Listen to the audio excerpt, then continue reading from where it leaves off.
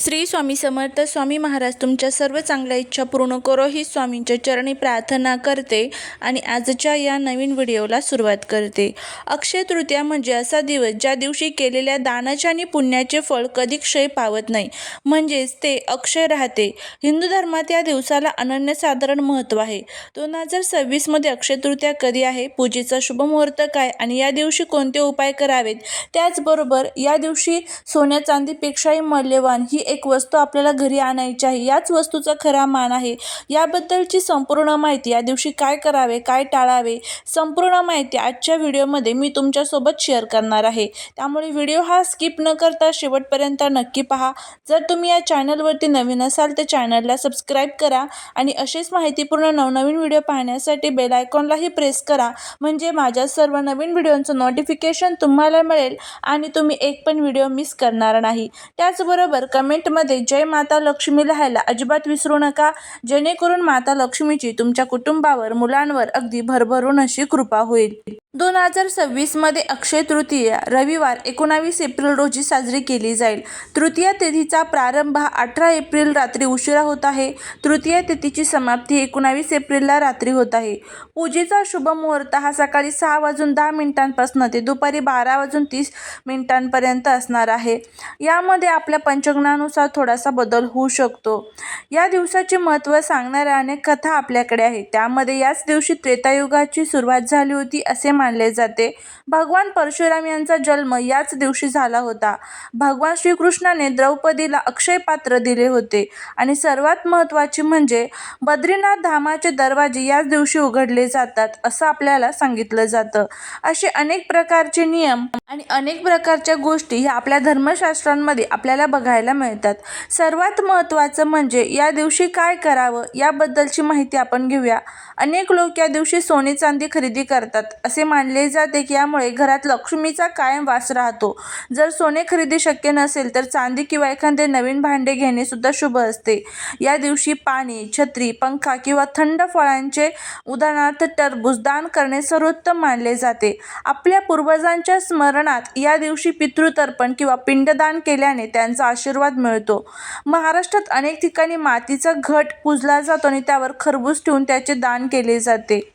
अक्षय तृतीया हा दिवस पितरांच्या ऋणातून मुक्त होण्यासाठी आणि त्यांचे आशीर्वाद मिळवण्यासाठी अत्यंत शुभ मानला जातो. या दिवशी पितरांच्या नावाने पाण्याचे उदक दान केले जाते. म्हणजेच काय तर उन्हाळ्यात तहानलेल्याला पाणी पाजल्याने पितरांना तृप्ती मिळते. सकाळी स्नान करून दक्षिणेकडे तोंड करून पितरांचे स्मरण करून हातातील पळीतून पाणी, काळे तीळ आणि फुले सोडून तर्पण केले जाते.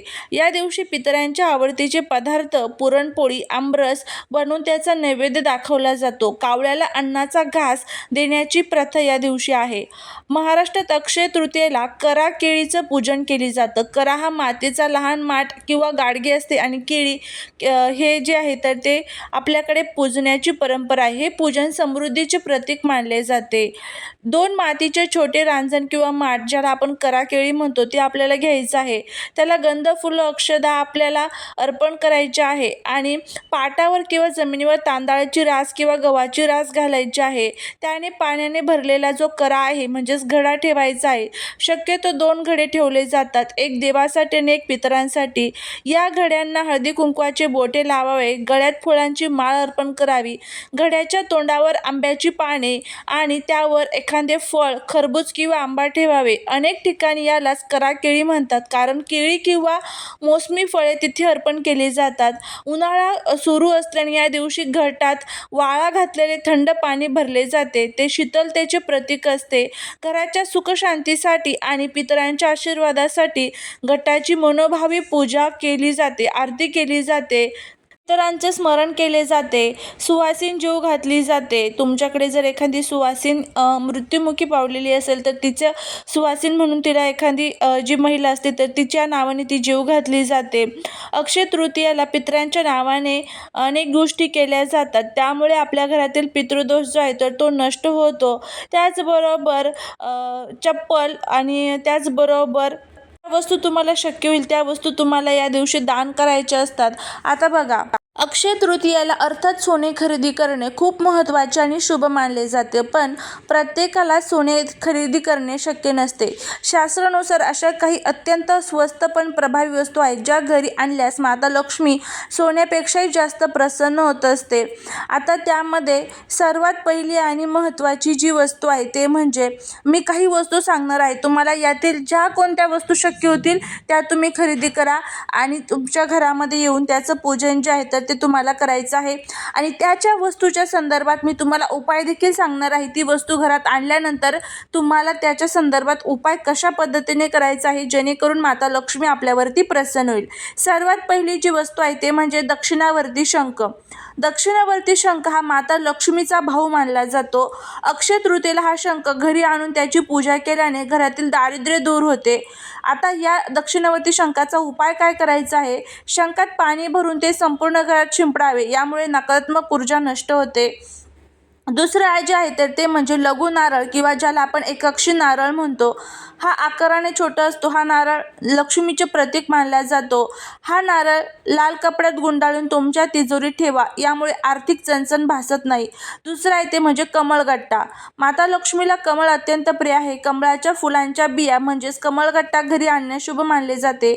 अक्षय तृतीयेच्या रात्री लक्ष्मीपूजनाच्या वेळी 108 कमळगट्ट्यांची माळ अर्पण करा किंवा 10 बिया लक्ष्मीच्या चरणाशी आपल्याला ठेवायच्या आहे. नंतर त्या आपल्या तिजोरीत ठेवा. चौथी जी वस्तू आहे ते म्हणजे पिवळ्या कवड्या. समुद्र मंथनातून उत्पन्न झालेल्या कवड्या लक्ष्मीला आकर्षित करतात. 5 किंवा 11 पिवळ्या कवड्या आणून त्याची हळदी कुंकवाने पूजा करा आणि त्या लाल कपड्यात बांधून धन ठेवण्याची जागी ठेवा. यामुळे माता लक्ष्मी आपल्यावरती प्रसन्न होते. पाचवी जी वस्तू आहे ते म्हणजे खडे मीठ आणि धने. बजेट अगदीच कमी असेल तर खडे मीठ आणि अख्खे धने घरी आणणे हे सोने खरेदी करण्याइतकेच पुण्यकारक मानले जाते. धने हे समृद्धीचे प्रतीक आहे. अक्षय तृतीयेला धने विकत घ्या. त्यातील थोडे धने लक्ष्मीसमोर अर्पण करा आणि उरलेले धने कुंडीत किंवा बागेत पेरा. जसे धने उगवतील तशी तुमची प्रगती होईल असे मानले जाते. त्याचबरोबर या दिवशी काही प्रभावी असे उपाय देखील केले जातात. या दिवशी दानधर्माला विशेष महत्त्व असते. आपल्या शास्त्रात गायीला सर्व देवमयी मानले जाते. आजच्या व्हिडिओमध्ये आपण एक अतिशय प्रभावी असा उपाय करणार आहोत. अक्षय तृतीयेच्या दिवशी गायीला एक विशेष वस्तू खाऊ घातल्याने तुमचे पितृ प्रसन्न होतील. मुलांच्या आयुष्यातील सर्व अडचणी दूर होऊन सोन्याचे दिवस येतील. तर ही वस्तू कोणती आहे त्याबद्दलची माहिती घेऊया. अक्षय तृतीयेच्या दिवशी हा केवळ लक्ष्मीपूजनाचा नाही तर पितरांच्या स्मरणाचा दिवस आहे. पुराणात सांगितलेले आहे गायीच्या शरीरात 33 कोटी देवांचा वास असतो आणि गायीला दिलेले अन्न थेट पितरांपर्यंत पोहोचते. ज्यांच्या पत्रिकेत पितृदोष आहे किंवा ज्यांच्या घरात वारंवार अडचणी येतात त्यांच्यासाठी हा उपाय म्हणजेच एक वरदान आहे. तर अक्षय तृतीयेला काय खाऊ घालावे? या दिवशी गायीला गूळ आणि भिजवलेली हरभरा डाळ किंवा गव्हाची पोळी आणि गूळ आवर्जून खाऊ घालावा. एक ताजी पोळी बनवा किंवा थोडे गहू भिजत घाला. त्यावर थोडा गूळ ठेवा. शक्य असल्यास त्यावर थोडे काळे तीळ अर्पण करा कारण तीळ पितरांना प्रिय असतात. ही पोळी मनोभावे गायीला खाऊ घाला आणि गायीच्या पाठीवरून हात फिरून आशीर्वाद घ्या. जेव्हा आपण अक्षय तृतीयेला हा उपाय करतो तेव्हा पितृ तृप्त होऊन पितरांचा आशीर्वाद मिळतो.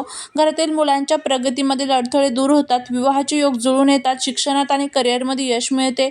अक्षय तृतीयेच्या हे खूप महत्त्वाचे आहे. यामुळे घरात सुख समृद्धी आणि सोन्याचे दिवस देखील येतात. हा एक छोटासा उपाय आहे पण लक्षात ठेवा गायीची सेवा हीच ईश्वर सेवा आहे आणि असा हा प्रभावी उपाय तुम्ही नक्की करून बघा.